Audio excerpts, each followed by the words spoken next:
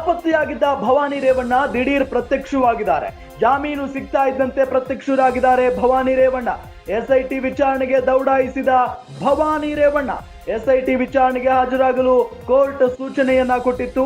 ಹೀಗಾಗಿ ತೀರ್ಪು ಪ್ರಕಟ ಆಗ್ತಾ ಇದ್ದಂತೆ ವಿಚಾರಣೆಗೆ ಹಾಜರಾಗಿದ್ದಾರೆ.